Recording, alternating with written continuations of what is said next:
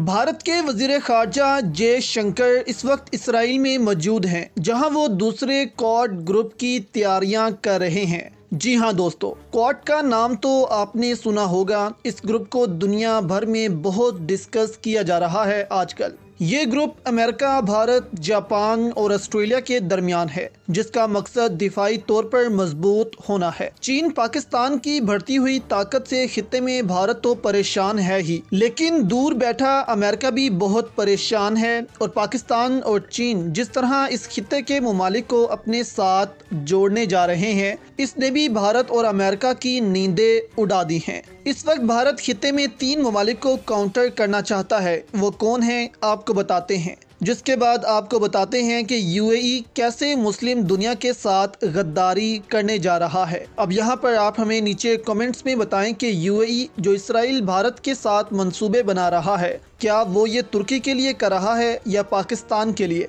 या फिर दोनों के लिए।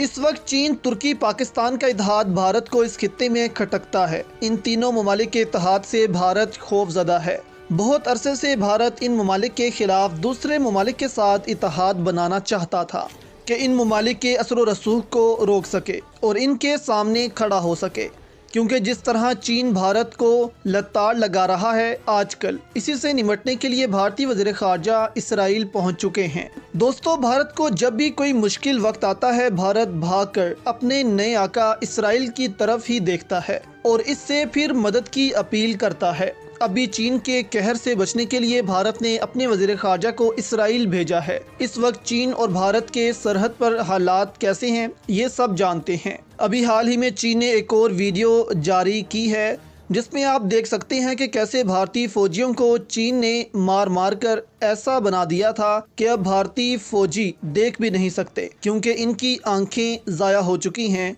चीनी फौजियों ने इतनी इनकी आंखें फोड़ी और बाद में पट्टी भी की है।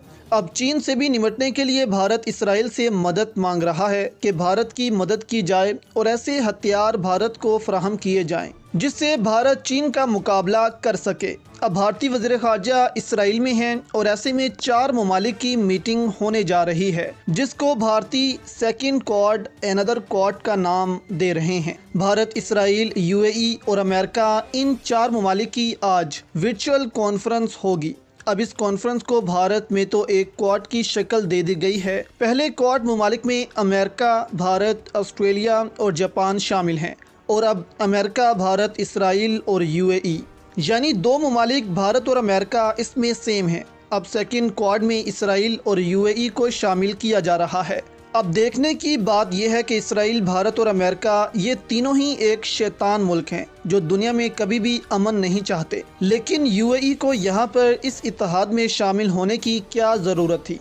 क्या यूएई या पाकिस्तान तुर्की को काउंटर करने के लिए इन ममालिक की मदद लेगा? क्योंकि पाकिस्तान के साथ तो यूएई के ताल्लुकात अच्छे ही हैं, लेकिन तुर्की से यूएई दूर ही रहता है। गुज़िश्ता साल यूएई ने तुर्की के हरीफ मुल्क ग्रीस के साथ एयर एक्सरसाइजेस की थीं, जिस पर तुर्की बहुत नाराज़ हुआ था और यूएई को वार्निंग जारी की थी कि यूएई ये मशकें करने से बाज रहे। लेकिन यूएई ने भी फिर भी ये मशकें की थीं। इस वक्त यूएई ने सिर्फ तुर्की को नाराज़ किया था, लेकिन इस दफ़ा जो तुर्की करने जा रहा है, इससे पूरा आलम इस्लाम यूएई से नाराज़ होगा कि 3 ऐसे मुल्क जिन्होंने हमेशा मुसलमानों का कत्ले आम ही किया है, यूएई उनका साथ देने जा रहा है। भारत इस वक्त कश्मीर में मुसलमानों का कत्ले आम कर रहा है, इसराइल ने फ़लस्तीन में मुसलमानों का कत्लेआम किया है और अमेरिका ने अफ़गानिस्तान, शाम, इराक, लीबिया, हर जगह मुसलमानों का खून बहाया है। तो ऐसी सूरत में यूएई अगर इन ममालिक के इत्तेहाद में शामिल होता है तो यूएई भी इन मुसलमानों के कत्ल में इतना ही शरीक होगा जितने सब हैं। यूएई को अभी पता नहीं कि ये यहूदी किसी के सके नहीं, सिर्फ इनका मकसद मस्जिद अक्सा को शहीद करके वहाँ पर हैकल सुलेमानी तामीर करना है। इसके अलावा ग्रेटर इसराइल का मंसूबा भी इनके पास मौजूद है। अगर एक दफ़ा ग्रेटर इसराइल बन गया तो अरब में इसराइल से ताकतवर मुल्क कोई नहीं होगा, मौशी तौर पर भी और दिफाई तौर पर भी। इसीलिए इसराइल ने इब्राहिम मुआहिदा लॉन्च किया है अमेरिका की मदद से, जिसके तहत इसराइल तमाम इस्लामी ममालिक से खुद को एक्सेप्ट करवा रहा है حال ہی میں UAE، بحرین اور مراکش اسرائیل کو تسلیم کر چکے ہیں۔ اب اسرائیل کا دعویٰ ہے کہ اور بہت سے عرب ممالک اسرائیل کو تسلیم کرنے جا رہے ہیں، جن کے نام ابھی سامنے نہیں آئے۔